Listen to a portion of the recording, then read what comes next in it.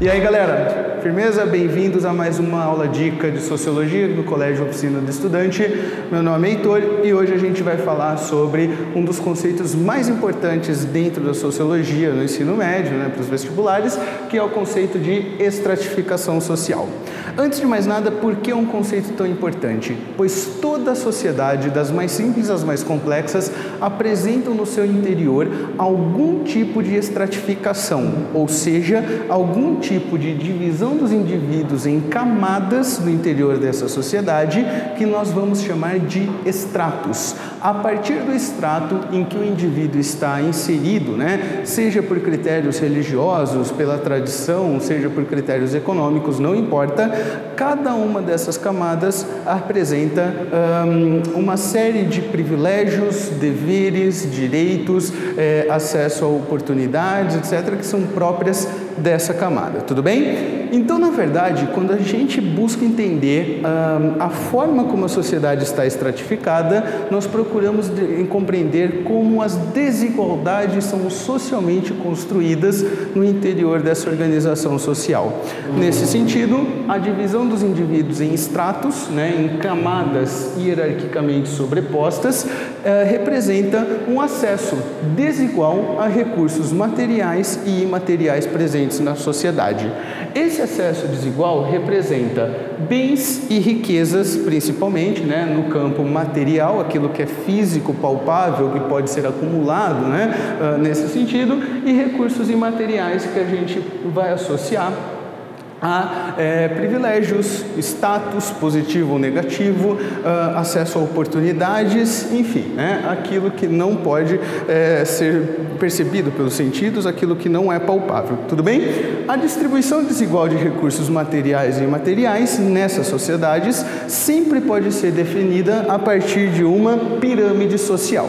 Todo mundo já estudou pirâmides sociais em história, quando você vê a distribuição desses recursos de forma desigual nas sociedades antigas, por exemplo, a sociedade romana, a sociedade grega, sociedade feudal, enfim, na verdade, que representa que quanto mais alta a camada, maior é o acesso que esses indivíduos possuem aos recursos materiais e imateriais da sociedade.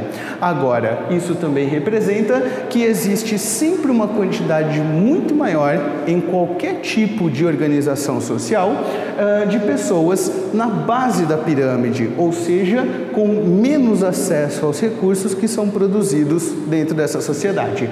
Por que isso?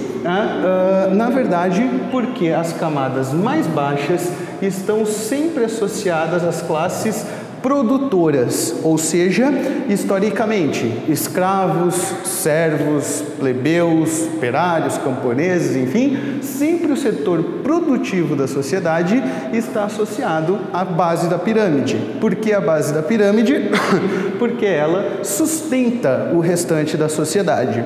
Enquanto que nas camadas mais altas, que obviamente pressupõe uma quantidade menor de pessoas com mais acesso aos recursos materiais e imateriais da sociedade, são as classes ou as camadas consumidoras daquilo que é produzido pela base, ou seja, o que é produzido pelas classes mais baixas é produzido para ser consumido pelas camadas mais altas dessas organizações sociais. Portanto, queridos e queridas, nós estamos aqui falando de uma distribuição de recursos, perfeito? Aquilo que as pessoas têm acesso dentro da sociedade e por isso que são socialmente construídas as desigualdades, uma vez que uma quantidade menor de pessoas tem acesso a uma quantidade maior de recursos que são acessíveis a essas pessoas. Tudo bem? Agora, no que diz respeito à mobilidade, ou seja, a possibilidade das pessoas modificarem o seu estrato, a sua camada na qual elas estão inseridas, nós podemos classificar as sociedades em abertas ou fechadas.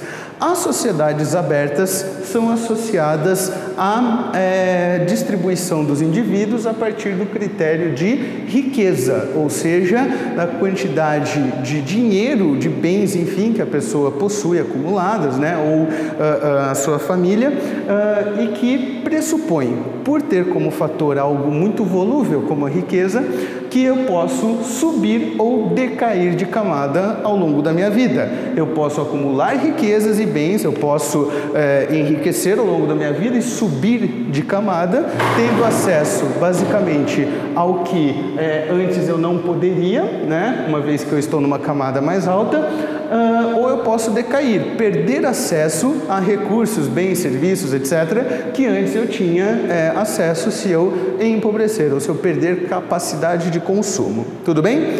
As sociedades fechadas são associadas a estratificações sociais baseadas na origem, ou seja, na família em que o indivíduo nasceu. Se eu tomo como critério a origem, ou seja, algo que eu não posso mudar ao longo da minha vida, significa que o extrato no qual eu nasci vai determinar meus direitos, meus deveres, vai determinar as funções que eu devo exercer dentro dessa sociedade e que não podem ser modificadas ao longo da minha vida. E, portanto, as características desse extrato são passadas de forma hereditária. Tudo bem? Ou seja, na sociedade feudal, por exemplo, quando nós tínhamos a divisão da sociedade em 3 estados sociais, o clero, a nobreza e os servos, quer dizer, a camada, o extrato no qual eu nasci vai determinar todas as minhas características e todas as minhas funções sociais, né, por toda a minha vida, assim como as dos meus filhos, dos meus netos, bisnetos e assim por diante. Tudo bem? Então, na sociedade capitalista, baseada em classes econômicas, nós temos a característica de aberta. Apesar de que essa mobilidade seja muito difícil, mas existe a possibilidade de que eu mude de extrato para cima ou para baixo. Ao mesmo tempo em que a sociedade feudal, a sociedade de castas na Índia principalmente, sejam sociedades consideradas fechadas, uma vez que a origem determina a sua posição e não permite a mobilidade ao longo da sua vida. Tudo bem, meus queridos? Espero que tenha sido de valia para vocês. Um abraço e até a próxima.